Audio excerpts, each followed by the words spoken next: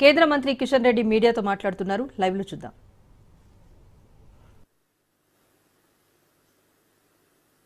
Congress party అనేక రకాల హామీలతో అధికారంలోకి వచ్చింది. వాటిని అమలు చేయాల్సినటువంటి బాధ్యత కాంగ్రెస్ పార్టీది. ఈరోజు అభయహస్తం పేరుతో ఇంత పెద్ద మేనిఫెస్టోలు ప్రకటించారు. ఇది రేవంత్ రెడ్డి గారు చేయాలి. ఇందులో 6 గ్యారంటీలు ఉన్నాయి. ఇదే కాకుండా సబ్ గ్యారంటీస్ ఉన్నాయి. ఇవి అమలు చేయాలి ఆయన. ఇది వదిలిపెట్టి ఈరోజు రాష్ట్రంలో నిరుద్యోగులకు నిరుద్యోగ భృతి వదిలిపెట్టి కేంద్రంలో నా మీద ఆరోపణలు చేస్తా ఉన్నారు. మహిళలకు ఇవ్వాల్సినటువంటి నెలకు 2500 రూపాయలు వదిలిపెట్టి ఇతర విషయాల్లో దాడులు చేస్తా ఉన్నా నా మీద. డిసెంబర్ 24 లోపల 2 లక్షల ఉద్యోగాలు భర్తీ చేస్తానని హామీ ఇచ్చినటువంటి వ్యక్తి జాబ్ క్యాలెండర్ దాని గురించి మాట్లాడాడు. రైతులకు సంబంధించి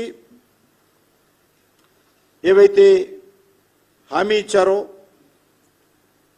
దాని గురించి మాట్లాడే పరిస్థితి లేదు.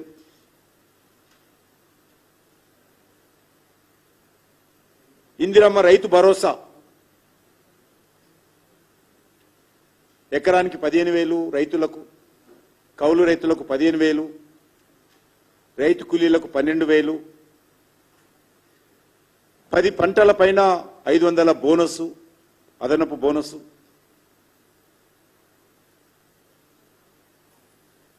ఈరోజు ఈ రకమైనటువంటి అంశాల మీద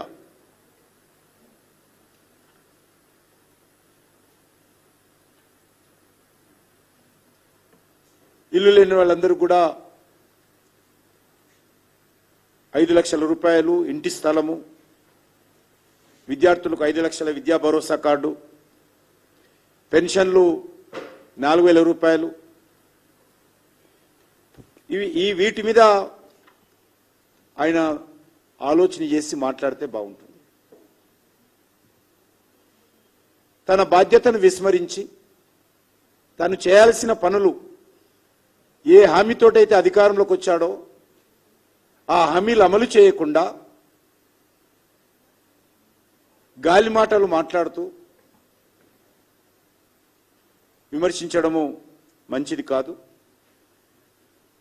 నాకు రాసిన ఉత్తరంలో నిన్న మరొకసారి 1,66,569 కోట్ల 31 లక్షల రూపాయల నిధులు మంజూరు చేయాలని డిమాండ్ చేశాడు. నాకు తెలిసినంత వరకు ఇటీవల కాలంలో ఏ రాష్ట్రానికి కూడా కేంద్ర ప్రభుత్వము ఇంత పెద్ద ఎత్తున నిధులు మంజూరు చేసినటువంటి పరిస్థితి లేదు.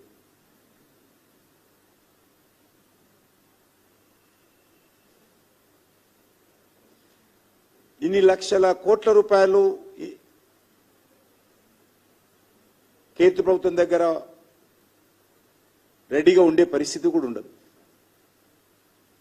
అంతేకాకుండా నేను అడుగుతాను ముఖ్యమంత్రి గారిని, మీరు 1,66,000 కోట్ల రూపాయలు అడుగుతున్నారు కదా, మరి రాష్ట్ర ప్రభుత్వం బడ్జెట్లో ఈ ప్రాజెక్టులకు ఎన్ని కేటాయింపులు చేశారో చెప్పాల్సినటువంటి అవసరం ఉంది.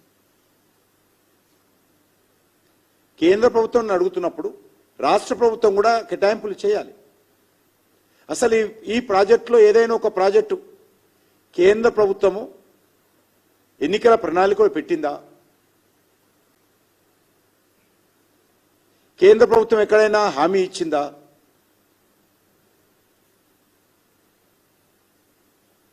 ఈరోజు ముఖ్యమంత్రి గారి స్టేట్మెంట్ చూసి ఆయన నమీదిచ్చిన స్టేట్మెంట్ చూసి సీనియర్ ఆఫీసర్సే నవ్వుకునేటువంటి పరిస్థితి ఏర్పడింది. నాకు డిసెంబర్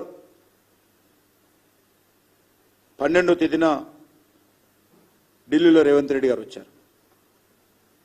ఇదే 1,66,000 కోట్లు ఆ రోజు కూడా నా చేతికి ఇవ్వడం జరిగింది.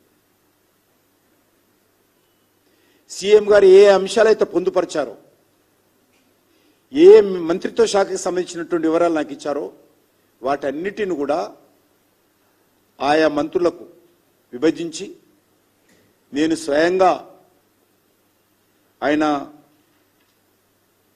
23వ తారీఖు జనవరి 23వ తారీఖు నాడు నితిన్ గడ్కర్ గారికి, అశ్విని వైష్ణవ్ గారికి, మనోలాల్ ఖట్టర్ గారికి, జలశక్తి మంత్రి సిఆర్ పాటిల్ గారికి నేను 23 జనవరి స్వయంగా నేను ఉత్తరాలు రాశాను. నేను వాళ్ళకి రాసినటువంటి ఉత్తరాలు కూడా అదే రోజు జనవరి 23కే నేను గౌరవ ముఖ్యమంత్రి గారు కూడా పంపించాను. మీరు నాకు ఉత్తరం రాశారు, ఈ అంశాలు ఎందుకో మీరు లేవనెత్తారు.